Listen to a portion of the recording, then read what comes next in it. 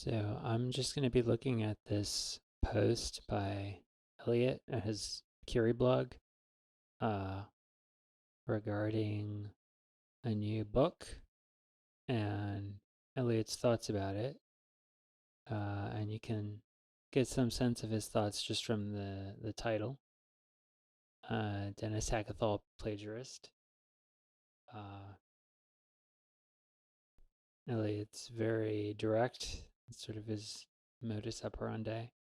Uh, so let's see what this says. And by the way, just to be clear, I haven't actually read the book that's being criticized here. I'm just reading Elliot's blog post about it. So Dennis Hackethal, DH, published the book A Window on Intelligence, The Philosophy of People, Software, and Evolution and Its Implications on March 13th, 2020. The book heavily plagiarizes Elliot Temple, E.T., myself, and David Deutsch, D.D., who is E.T.'s mentor, colleague, and close friend for over 10 years. D.H. repeatedly uses their ideas, meaning both of them, D.D. and E.T., without giving credit and tries to present them as D.H.'s own ideas. It's a pretty serious charge.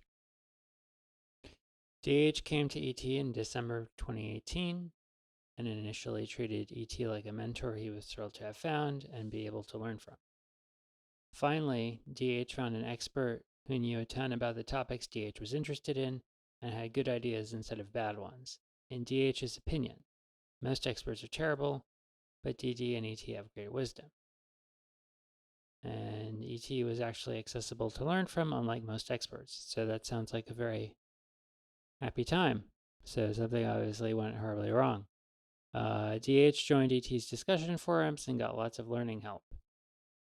DH left after 5 months. DH stopped using the forums and stopped speaking to ET or ET's associates. And DH refused to say why. That's around the time DH started writing the book.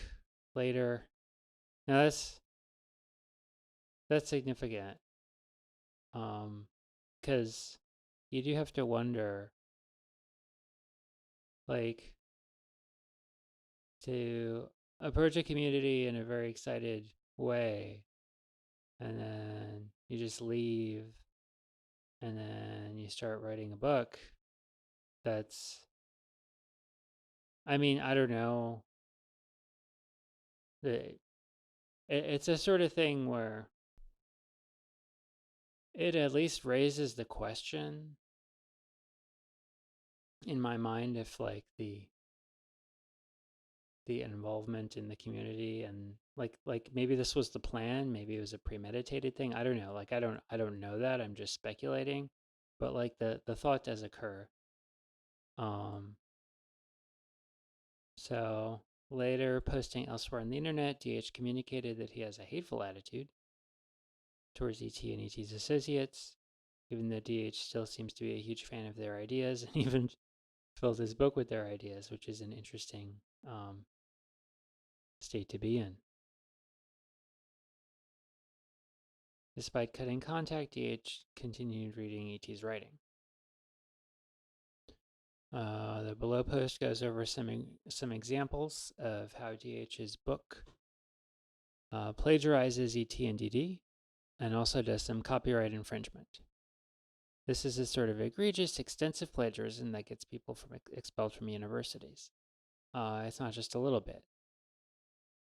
The book should never have been published and should be withdrawn from the market. Even though the book has a bunch of ET's ideas in it, DH provided ET no opportunity to comment before the book was published, did not provide a courtesy copy to ET, and didn't even notify ET about the book's existence after publication. Yeah, I'm sure that was just an accidental oversight, right? Sarcasm. This is after DH has, maybe that's supposed to be had. This is after DH had personal tutoring sessions to learn from ET, discussed, yeah, I think I'm going to let Elliot know about that. All right, I paused the video. I let Elliot know, and he already fixed it, so that's cool. This is after DH had personal tutoring sessions to learn from ET, discussed on ET's forums and his chat rooms, and more. He directly learned material from ET, put it in the book, and didn't even notify ET, in addition to not giving credit in the book. So yeah, that's like extreme bad faith. Despite relying so much on ET's and DD's ideas, DH still introduces a bunch of his own mistakes. Of course he did, because it's not like he was engaged in, rational truth-seeking error correction. So of course he's going to muddle it up. And as Elliot says, the book may alienate readers from the ideas in addition to stealing credit. Because, yeah, they're getting this muddled, more confused, less clear, less refined version of it. Part of the problem is DH's incompetence. He has no business writing a book.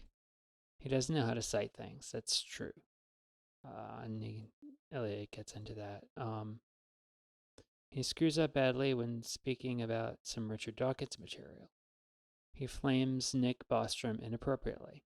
He gives DD credit in a few places, often inadequately, but then gives zero credit to DD in the majority of cases.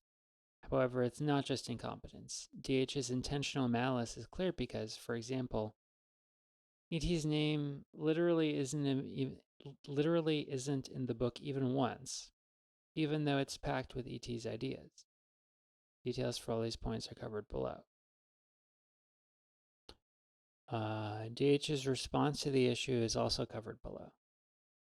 He admits he screwed up and expresses his confidence that the book has lots of plagiarism, which is pretty damning.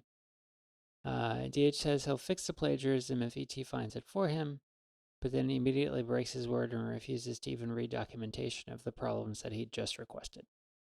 As unbelievable as this is, it's all documented below since DH put it in writing.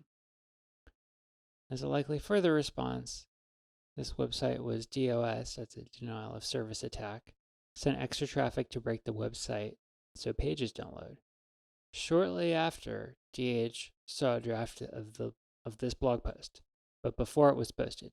Notice, by the way, Elliot, giving the courtesy of sharing the post, this critical post in the first place, which, given the circumstances, it would be understandable if Elliot hadn't extended that courtesy, given the utter lack of courtesy and bad faith by DH, but Elliot did, so that's notable.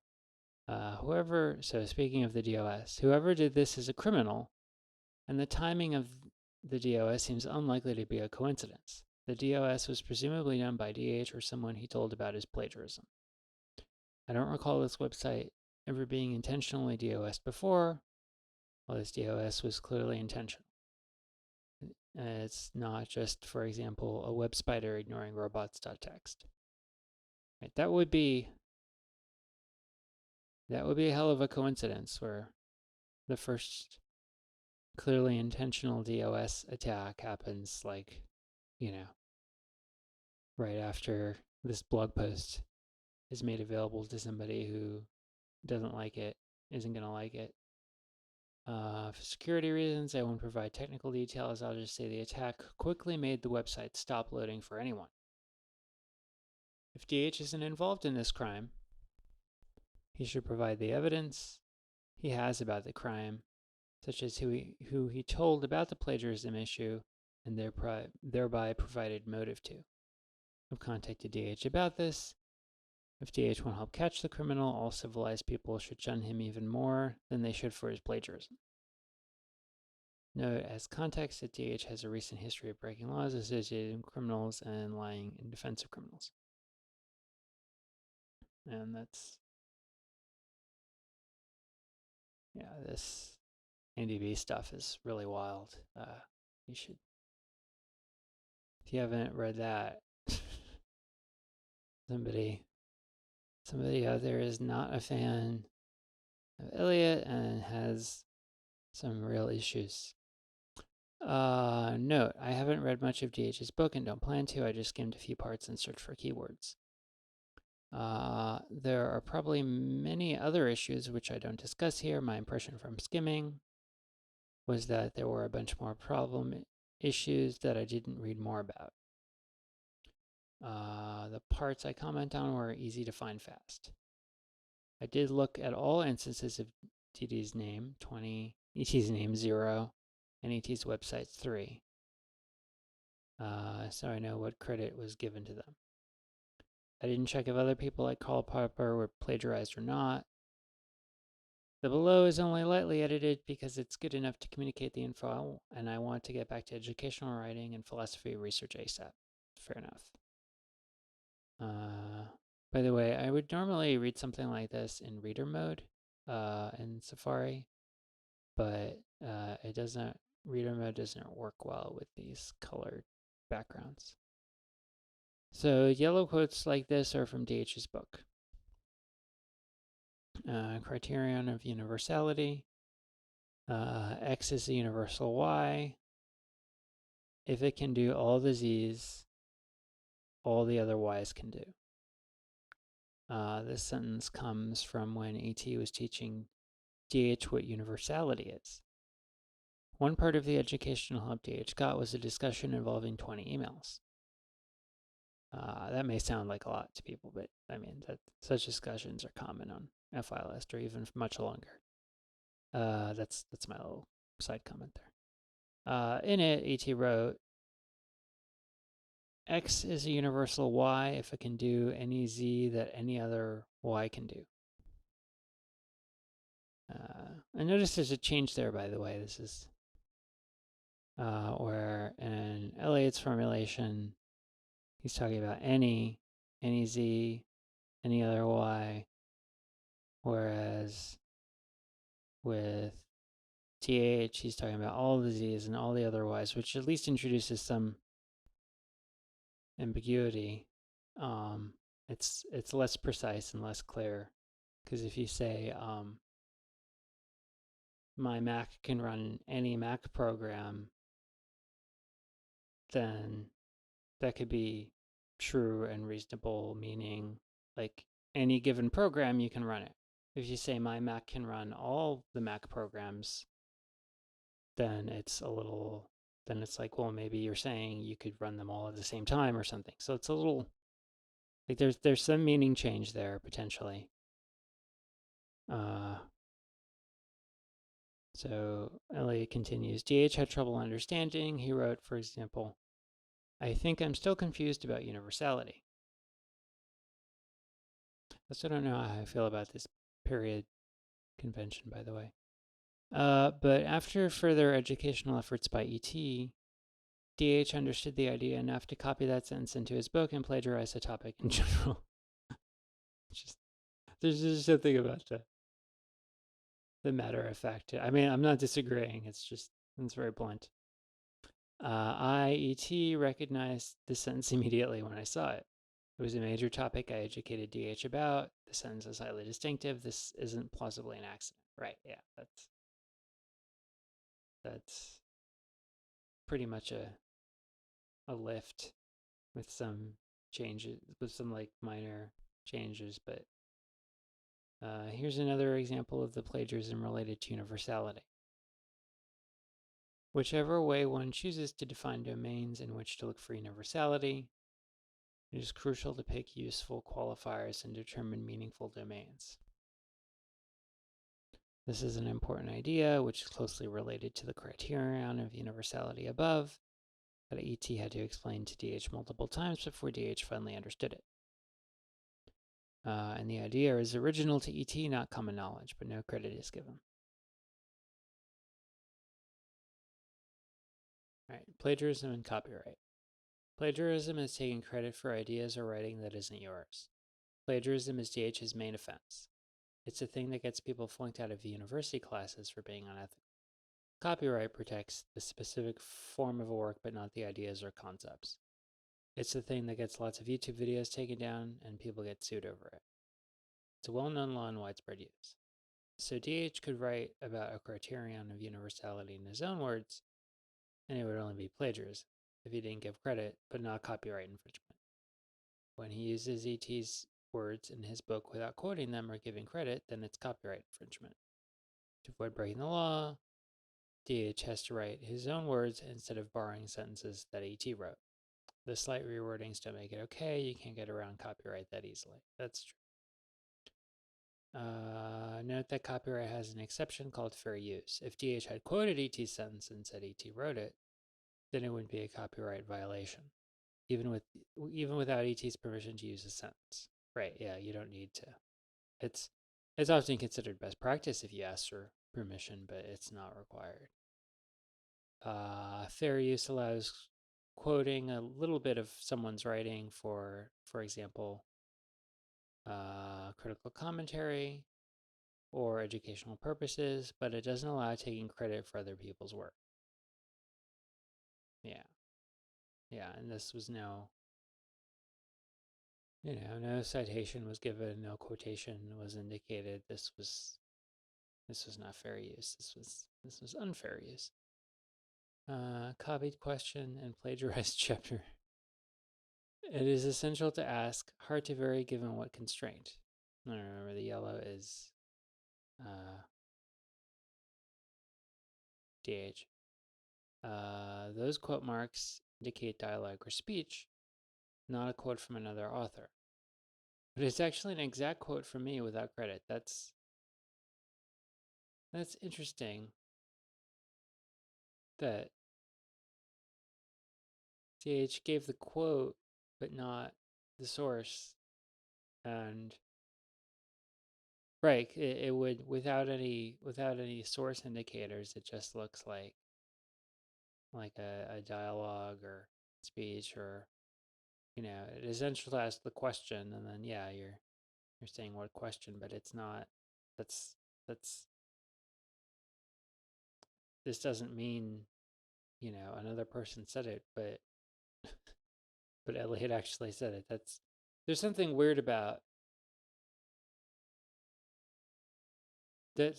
That just strikes me as really weird. This particular example, where there's sort of an acknowledgement that it was said, but not really, given the context. Like it's like a half acknowledgement. It's very strange. I wrote it here and more prominently in this blog post where I was discussing with Bruce Nielsen, an associate of DH who is named in the acknowledgments. Even if I hadn't told this directly to DH's associate, we know DH kept reading my blog even after he stopped discussing with me, because he uses later material from my blog in his book. And that's interesting as well.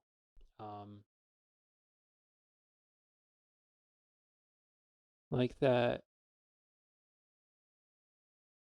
sort of, to come to a community, be, interested for a while, say it's great, and then you leave, you start writing a book. You don't really say exactly what the issue is with leaving. You start writing a book and you keep going back to the well of the person who you were talking about ideas with to get more ideas. Even lifting, exact quotes. That's if this whole course of action wasn't premeditated from the beginning, then it at least shows bad faith to to keep going back to the well and using ideas and drawing inspiration from somebody you don't even mention their name, or that you're quoting them or stealing a bunch of their stuff.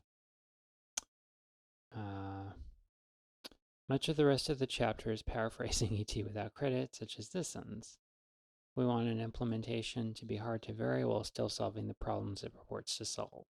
So let's emphasize that. I think, is that emphasis an original? I'm going to ask, actually.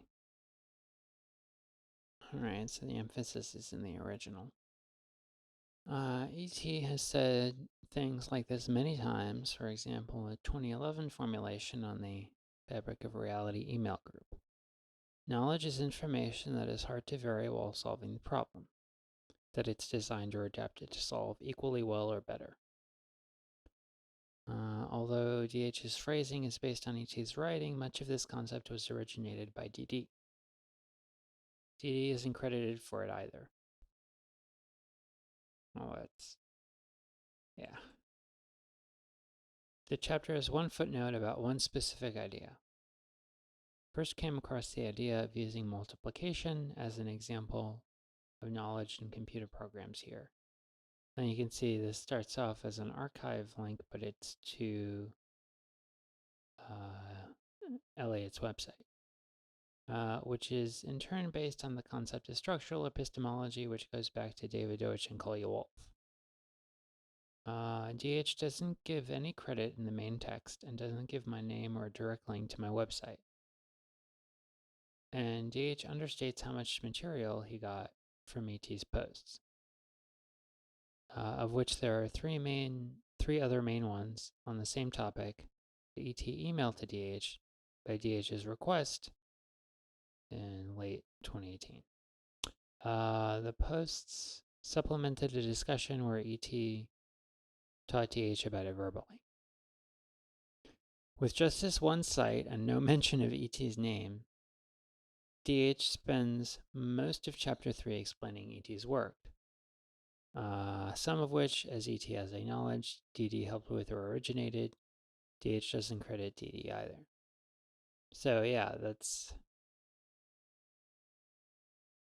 if he spends most of the chapter, that's I mean, you know, he's sort of laundering other people's, or maybe that's not the right word, but you know, he's passing off other people's intellectual work product. DH is passing off other people's work as his own, it seems like, in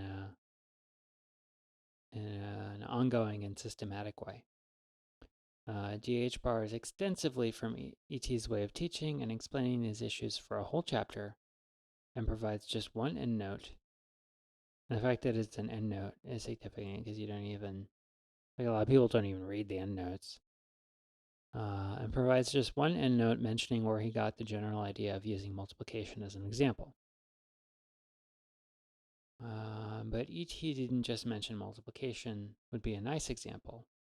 ET gave examples and showed how to use them to explain some big ideas, and DH is plagiarizing all that, with, as usual, some added errors mixed in, and some key ideas omitted, so it's screwed up but still easily recognizable as based on ET's work. It's like a hack job of a Howard work building. Other ET endnotes. The easiest way to find more plagiarism of ET is to check the endnotes. Well, at least they were useful for something. There are two more which indirectly reference ET's website while refusing to give his name. First, Hans Haas, the human animal, is quoted on, right? You'd never know from this endnote that ET has made multiple videos about this specific topic and had multiple discussions about it. ET's educational material is where and how DH learned what to say about the Hans Haas quotes he borrowed from ET's blog post. Just like DH was only able to partially understand universality due to ET's educational efforts for which no credit was given. In fact, far from just not giving credit, is just engaged in wholesale intellectual theft.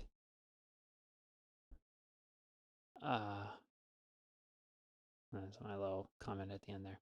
Hans Haas, I hope I'm saying that right, gets his name in the main text of the book too, not just in the note, as is appropriate, but ET's name isn't in the book once.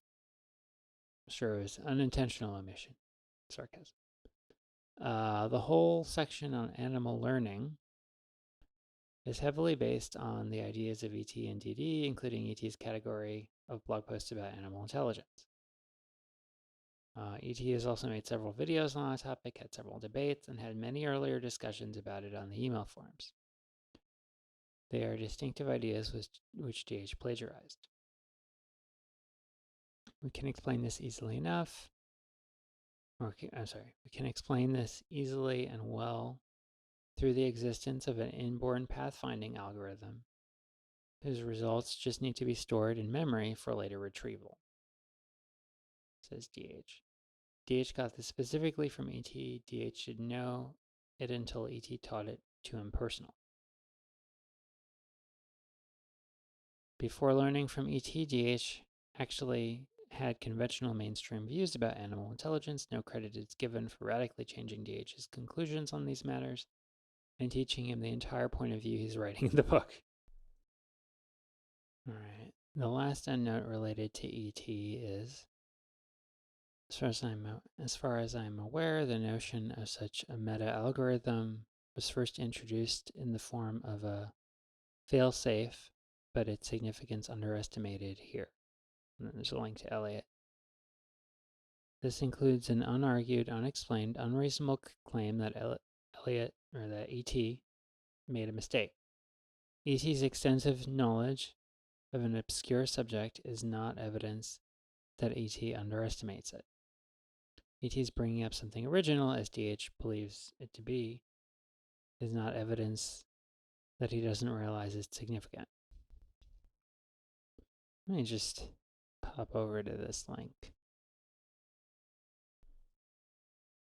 Right, I remember this discussion. So, yeah, so the rat said, I was talking about dolphins going insane and committing suicide in captivity, and Elliot said, it sounds like algorithm bugs. Animals have plenty of those. It's probably an evolutionary useful thing in some scenarios, like a fail-safe, where it tries to stop repeating the same actions that aren't working. Right, so it might help sometimes, but maybe not in the captivity situation. Only after 30 or 40 repetitions will the wasp finally drag the caterpillar into its nest without further inspection. Even digger wasps have fail-safes where they change behavior after 30 to 40 repetition. So yeah, he's just sort of bringing. Elliot introduces the fail-safe idea to address this issue, to explain some animal behavior, and then he's not launching into a general discussion of all his knowledge on the topic. He's just addressing a specific question that came up.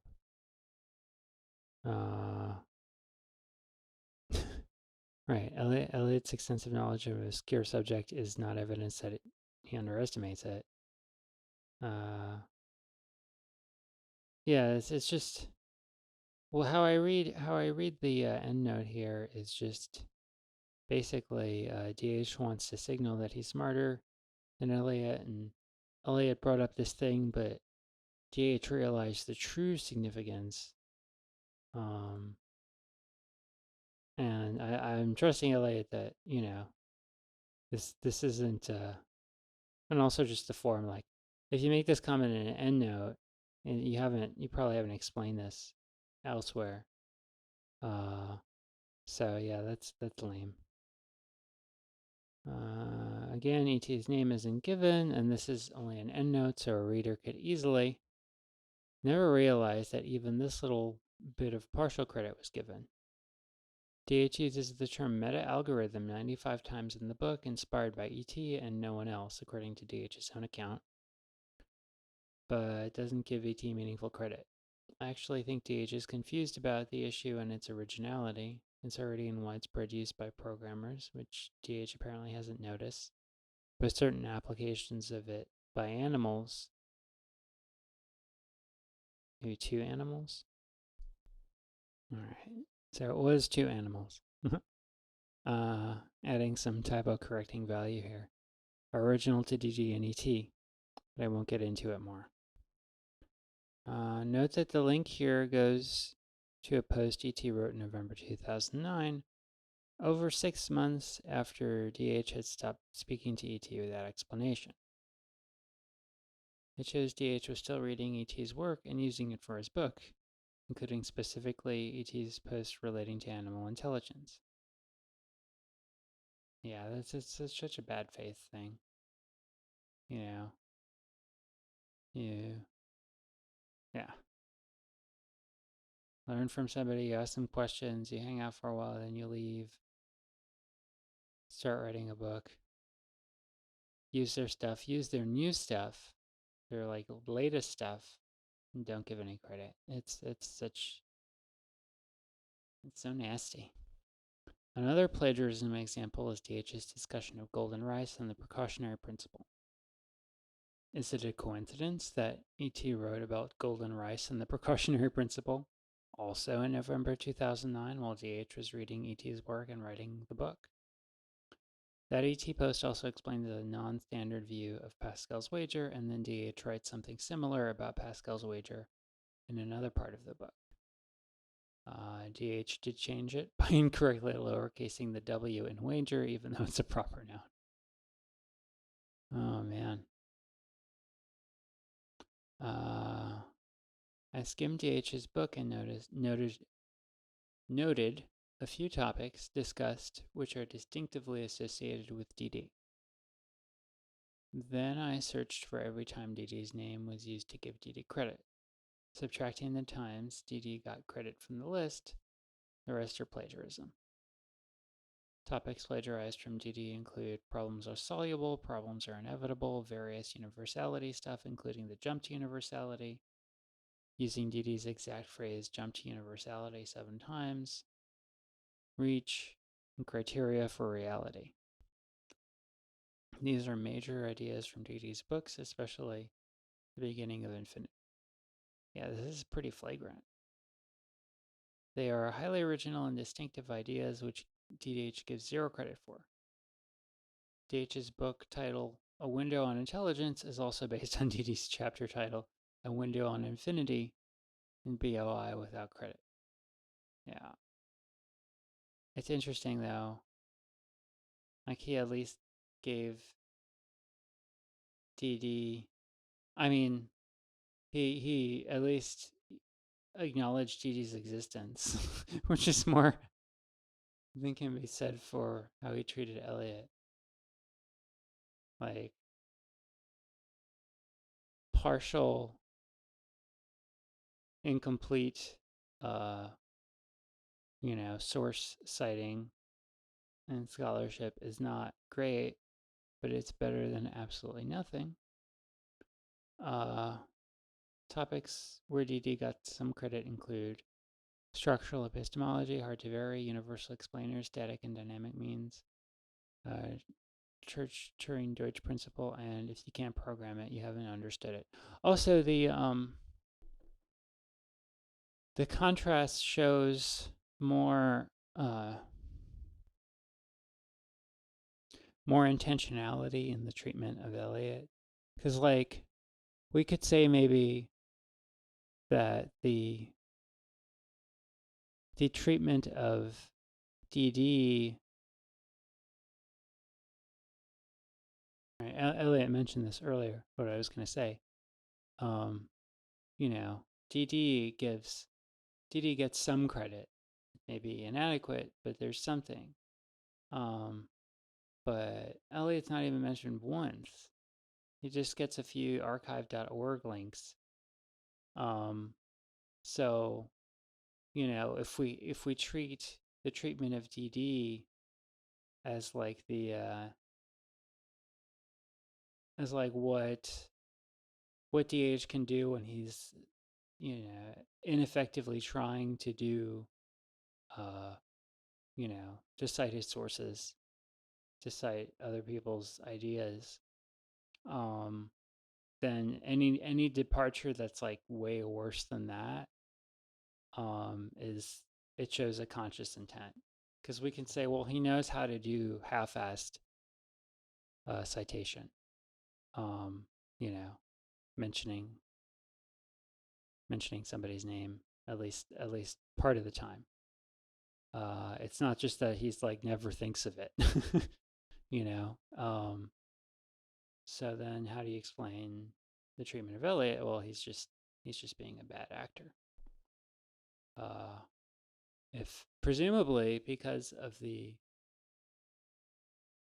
extensiveness of it, because if you're writing a book and you want to boost your like prestige level or whatever, as an original thinker, you can't then really for that project you can't then really say, oh, and I got this idea and this idea and this idea from, Joe Blow or DD or ET, because then that's not as impressive. Because if you're playing that game, you want to be original and impressive, and people say, oh, he's so clever and he comes up with this stuff, and people talk about you at cocktail parties or whatever.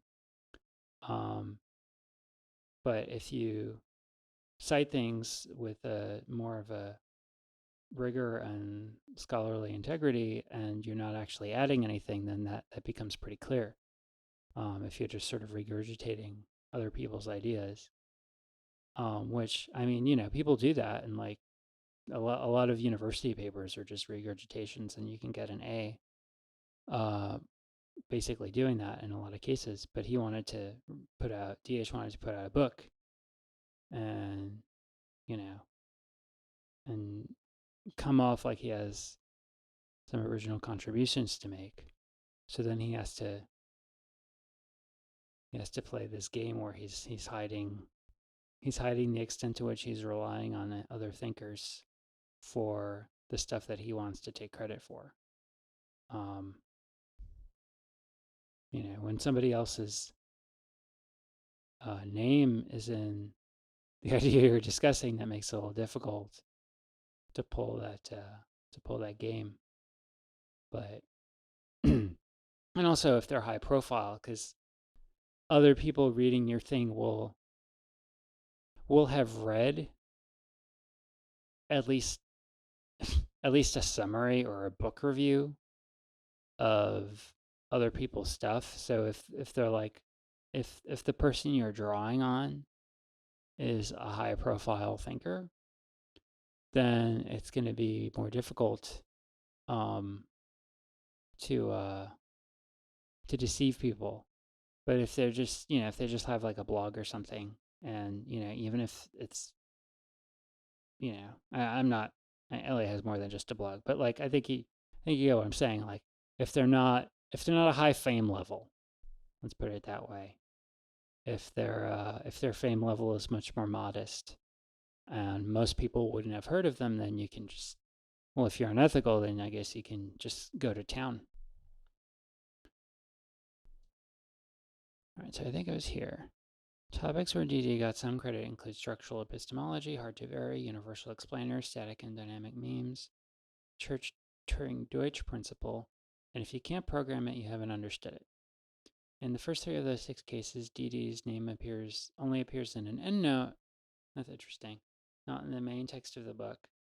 So most readers still won't know it's DD's idea, right? Because, I mean, most people that buy the book won't finish it. Most people that finish it won't read the endnotes. Most people that read some of the endnotes will definitely not read all of the endnotes. So, yeah, it's. Also, there's no text crediting DD for the Church Turing Deutsch principle. It's just implied by DD's name being in the principle's name. Yeah, Deutsch is a pretty common name, and there's no conjecture, and there's no mention. It's the same guy, and no citation to DD's book, BOI, where DD talks about it as the Church Turing conjecture. Right. So, yeah, and if that was the only example that we had to complain about, then that would be one thing. You could say, well, maybe he thought it was, but just in the context, yeah, it's worth mentioning. So DH is using material from DD's book with no cite to the book or explicit credit, and DH changed the name, which is a typical example of how he distorts the ideas he plagiarizes enough to screw them up a bit while still leaving them recognizable as other people's ideas. I guess if you wanted to do it the right way, you'd like if you wanted to talk about the thing and cite the source, you could say the church Turing conjecture as discussed by David Deutsch in BOI, and that would be it. Um, Citation is not rocket science, you know.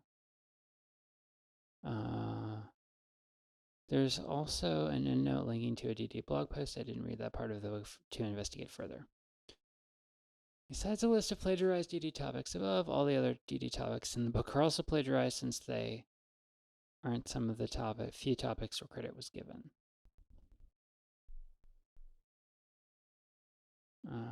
The appropriate action is to credit DD by name in the main text every time one of DD's major ideas is introduced at minimum. In comparison, in The Fabric of Reality, DD shares a few criticisms of Thomas Kuhn, who's a relatively minor topic.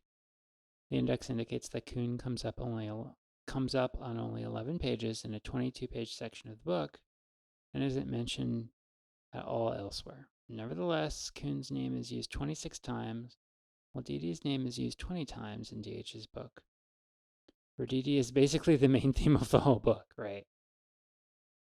Yeah, so that's a good contrast between DD's scholarly seriousness and DH's. I don't think it makes much difference to this comparison because Kuhn only comes up in one part of the book, but FYI, DD's book is around 40% longer than DH's. All right. And lost some content to ScreenFlow, so again, so I'm just going to skip through some of these because I don't want to repeat going through them. So there's some analysis of DH misrepresenting his association with DD, which was good.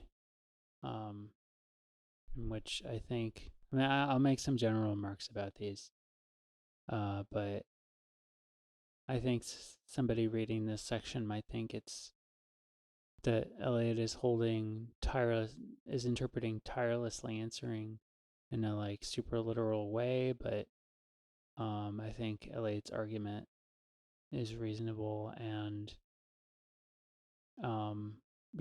DH could have written his acknowledgement in a way that didn't use DD as a name drop. He could have said, thanks for the books that were inspiring and for answering some of my questions. He could have written that in a totally reasonable and fair way.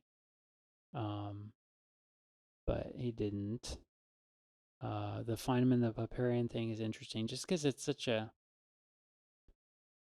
specific and unique and distinctive claim that it really, like, you're not going to find that anywhere else. LA talks about, people strongly disputing it and then DD backing him up. So that's clearly stolen. Oh, one thing I did want to say about this is that DH has this habit of putting a cutting remark in a parenthetical, which is a common stylistic thing that people do. He did it. Where did he do it? Right. Yeah. And this endnote talking about Elliot. As far as I'm aware, the notion of such a meta algorithm was first introduced in the form of a failsafe, but its significance underestimated here. So this is the point of this is, this guy and this archive link. It's Elliot. First introduced this idea here, but he didn't really get the significance. But I'm smart, so I got the significance. And so, likewise, Feynman was familiar with Popperian philosophy and even taught it, though not without mistakes, which I'm smarter than Feynman about Popperian philosophy. So I see the mistakes, even though I make egregious mistakes in my plagiarizing of ideas from other people who I don't even give source acknowledgments to. But anyway, so that was good. Yeah, DH is incompetent at citation. This is really bad. This is god awful. This would get red marks on a freshman 101 English paper. This is just a disaster. Uh, it's not even, it doesn't even give you the bare essentials of what you would need to know, is this a book? Is this an essay? Is this a YouTube video? Is it a handbill? Like, there's nothing, there's nothing here. No, no page, no work that it's from. So you'd have to go on the internet to try and like reconstruct. If you didn't have background knowledge of Popper, like what is this and what's the source? This is something like seriously. If you take a freshman English class in college, one of the first things you'll do in that class is learn how to cite stuff in a reasonable standard format. DH doesn't use a reasonable standard format, and he doesn't make up his own reasonable standard format. Elliot points out DH gives the name of an essay without saying what it is. DH elsewhere cites books and TV shows using the same format, quote marks around the title, that he here uses for citing an article with an unnamed book. So there's no indication from the quote marks what it is. Because he's using it, he's come up with his own idiosyncratic, ridiculous style. And then what are these? Are these blog posts? Are these YouTube videos? Are these unpublished essays? Are these forthcoming books? Are these the names of a Twitch stream? Who knows? God knows. Like, he doesn't say. So I started getting into this. DH is a jerk. Although large portions of the book are about DD's ideas, Nick Bostrom, who's brought up as a target to attack, not as a source. Right, yeah. So basically, DH bashes Bostrom um, and is mean. And, well, he might have an intellectual point. His intellectual arguments maybe don't quite substantiate saying that Nick Bostrom's book Superintelligence is a Gestapo style manual, which is, a comparison to uh, the Nazis who killed millions of people. So that's a serious claim, not to be made trivially.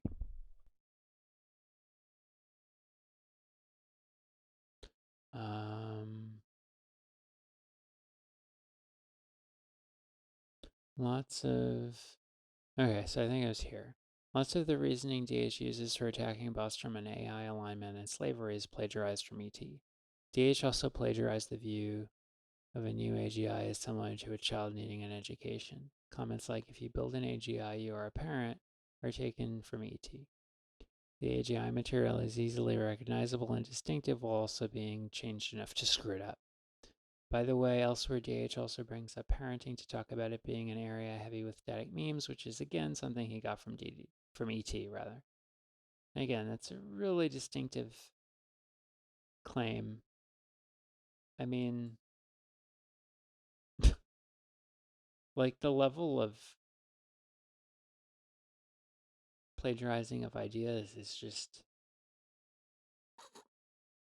it's just so, I don't even know. Like, it's just beyond words almost.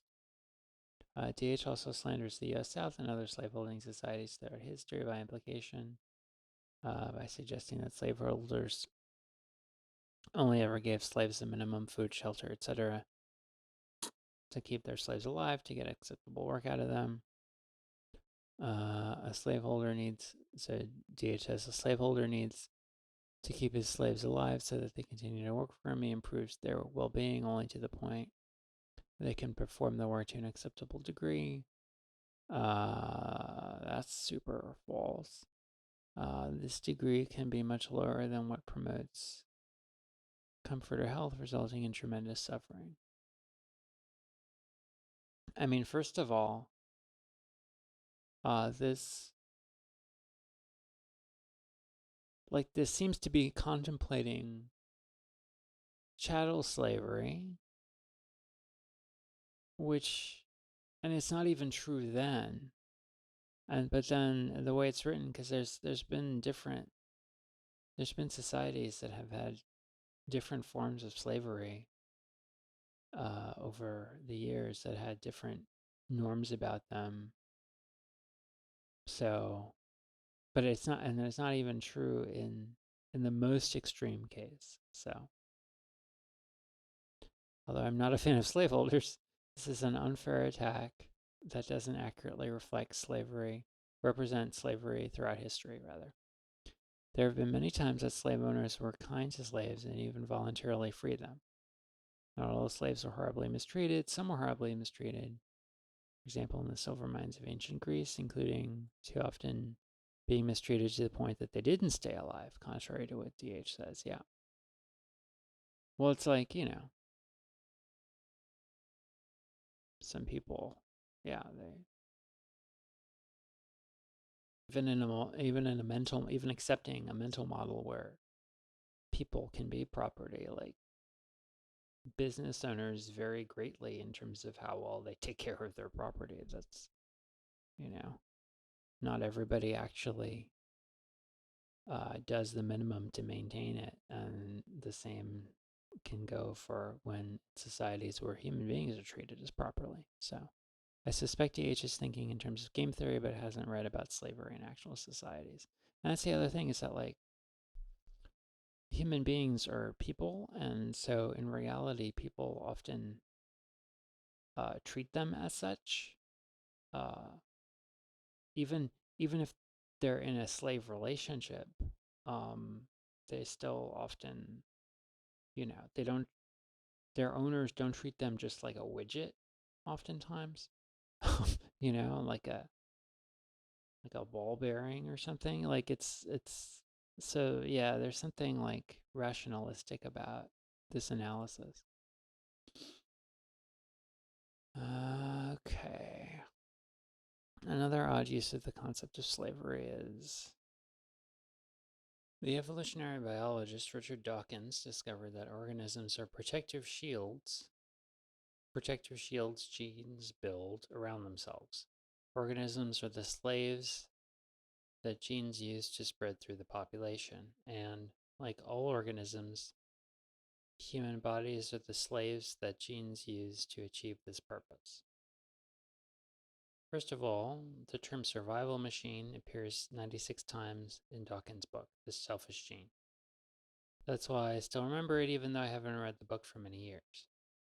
Why doesn't DH use the right term? The term shield is only in the book once in a different context. DNA membranes. Dawkins' term is more accurate and descriptive and somewhat different. A machine does more than a shield. For example, machines have moving parts and could plausibly hunt for food, while shields don't. DH has distorted Dawkins' viewpoint and is getting stuff wrong, even before the stuff about slaves. The stuff about slavery is confused, is a poor explanation of survival machines, and is being unfairly associated with Dawkins, who never said it. To make it harder to tell that Dawkins never said it, DH gives no side here, not even mentioning which of Dawkins' books he's talking about. Yeah. Not being plagiarized by DH is a mixed blessing because he misrepresents people's views when he does name them. Right. Dennis Hackethal's comments. I contacted DH when I first saw a major issue in the book, which was the Criterion of Universality issue. He responded, agreeing that he was in the wrong and that the book should be changed. He also informed me of his belief that the book had many more problems of a similar nature. He asked me to do the work of documenting them for him and send him all of the problems at once. In my reply, I provided DH with what he'd asked for. He wanted a bunch of problems at once instead of one by one. He had said he would review what I sent him. I sent him a pre-publication copy of this blog post, which wasn't very different than the final version. DH replied that he wouldn't read or review any of the plagiarism problems with his book because he didn't have time, which means because there were too many problems with his book, so it was too much to read. But he'd asked for everything at once, and I didn't even send him anything near a comprehensive review of the book's errors. Rather than read whatever amount he'd been willing to read, for example, only 5 problems for the whole book, he decided to read none of them. Breaking his word about reviewing the problems I sent him at his request, DH's reply also said he'd consulted a lawyer and implied that he would only deal with copyright violations, not plagiarism. The unstated reason is that copyright violations break the law, while plagiarism is unethical, but it's not generally against the law. So DH is knowingly and intentionally a plagiarist. I tried to double check this with him, but he didn't reply. I know this is shocking beyond belief, so here are quotes. Here's DH agreeing that he made a mistake about the criterion of universality. It looks like you did tell me that sentence, in which case the right thing to do is credit you. He then proposed to add an endnote with no mention of mentioning ET's name anywhere in the book, while still leaving ET's sentence in the main text of the book with no quotation marks, as if DH wrote it. Here's DH stating his belief that the book has more issues of a similar nature, copyright violation and plagiarism, based on incorrect speculation of how ET was reading it. About how ET was reading it. Judging by the passage you're at, it looks like you're still pretty early in the book, as I'm sure you will find more issues. DH continued with his request for information about copyright and plagiarism problems to be sent all at once in one long document covering the whole book. I suggest you finish reading the book so I can review your suggestions and make any applicable edits in one go. Note how DH is sure there are more issues in the book, but intends to do nothing about them unless and until ET explains them to him. In the meantime, DH won't even try to fix the issues in his book that he's sure are there. Of course, it's not ET's job to point out DH's plagiarism to him. ET did DH a huge courtesy by sending him lengthy documentation of some of the many plagiarism issues. In DH's second email, he began by forgetting that he'd asked for all the info at once and expressing his disinterest in revising his book to fix the plagiarism. I don't have time to read your blog post. He then brought up his lawyer and changed the subject to only be copyright, not plagiarism. ET's reply asked, you only replied about copyright. You're saying you're unwilling to address the plagiarism issues. DH did not reply. And Elliot has some links to screenshots of emails. So, conclusion. DH's book is full of plagiarism. He tries to pass off other people's ideas as his own in order to manipulate public perceptions of it. Right. And yeah, the whole structure of how he's going about things, the whole purpose of it, he's not an originator. He can't come up with his own significant contributions to ideas. But he wants to have the status of somebody who does, who has that ability.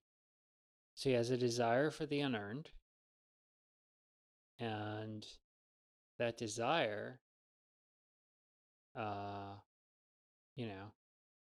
this is fundamentally corrupt, because you're basically, once you have a desire for the unearned, then you're at war with reality. Reality is your enemy. And so you've got to figure out, and other people are your enemy. And so you've got to figure out how to swindle them. And one way is to, befriend and join a community and make it seem like you're interested in ideas, and then use those ideas, don't give credit, pass them off as your own, hope nobody notices, And then, maybe one day people will say your name at cocktail parties. So, continuing. He plagiarizes heavily from at least ET and DD, who have a bunch of important and original ideas that aren't very well known, so they are particularly good targets to plagiarize. Yep. It also has at least 2 copyright infringements where it uses ET's writing as DH's words, no quote or credit, instead of just copying and paraphrasing ideas from ET and DD without credit. Although some of the problems are due to DH's incompetence, it was his responsibility to learn what plagiarism is, how to give credit before publishing a book. He surely heard of plagiarism and could have investigated the matter before acting on it so unethically. And DH has done this partly maliciously and partly in an attempt to climb the social status hierarchy. I agree. The book should be withdrawn from the market and would need massive revisions to be ethical. Right. Of course, he doesn't really care about ethics, so DH. Ethically, it'd need to be withdrawn from the market while its revisions were being made. Otherwise, DD would be intentionally committing plagiarism during that time. The revisions would also need to be documented so people would know what was changed and could check whether that was acceptable. Hiding the version history of the book or being vague about the revisions would be unacceptable. I agree with that as well. People should have a clear indication of what revisions were being made, what corrections, so they can compare and judge. If you're considering a business or personal relationship with DH or an intellectual collaboration or even just reading his book, I suggest you reconsider. If you're already involved with DH, I suggest raising the plagiarism issue with him and then disassociating from him if you reach a conclusion that his plagiarism is extensive and indefensible. DH received credible information that the book contained plagiarism, agreed that it did, stated he believed his book contained more plagiarism, asked to be told problems, received that info, and refused to read it. This is all on purpose, right? And the thing is, like, what did he expect was going to happen? You know, there's a video a while ago of a guy who, uh, basically, he's like an engineer or something. I forget where he works. He might work at NASA or something, or maybe he did, but now he's doing YouTube full time. Anyways, there's this guy, and he makes he's made a couple of videos where he creates these incredibly elaborate boxes that are basically super elaborate pranks on the people who steal boxes, like your Amazon boxes from the porch, the porch pirates. And you know, when it's a very fancy rig, and that he makes, and it's got like a bunch of cell phones pointed in all directions, and they start recording, and there's a GPS, and there's like glitter that explodes all over the room when the box is opened. There's like skunk spray that starts spewing, and then there's like a police siren that goes off. It's like really elaborate. And so the guy who, like, he made a first video and then he made like a follow-up, and in the follow-up he got like a few people to help him. And I'm going somewhere with this, by the way. And he I don't know how he recruited people. He recruited people somehow, and then one of the guys who he recruited to help like deploy his boxes or whatever just decided to like keep the box and not do anything. And the guy, the video maker, the engineer guy, like really messed with the guy. Like, I thought it was over the top. Like, he got him signed up to all these like Scientology mailing lists and all this crazy stuff that it's going to be impossible to get his name off of. But anyway, the point of all that is like, well, what did that guy who kept the box from the guy who has a reputation of making YouTube videos where he messes with people in elaborate ways? What did that thief think was going to happen ultimately? And if he was going to mess with anybody in the whole world, why would he mess with the person that clearly is, has a lot of time and energy to put into things that are going to be unpleasant for that thief? And so likewise with DH, he's trying to build a reputation as a social climber um, by stealing a bunch of intellectual content from somebody and not giving credit. What did he just think that was going to just pass and nothing, there would be no pushback, no consequence? It's a really bad plan. I mean, like the whole strategy of fighting with reality and fighting with other people instead of cooperating with them is bad, and wanting the unearned is bad. But even within the scale of, even within that universe, um, it was this was not a wise move. So you know, and there's yeah. So that was just my thought about that. Uh, Overall, I thought the blog post from Elliot was persuasive. Like I said, I didn't go through every part because I lost some video. The screen flow likes to just choke on my computer sometimes. I don't know why. And I didn't want to go through and read everything again, so I just did some summary. Anyways, if you're interested, you should read the post yourself and maybe comment on it. There's already a couple comments.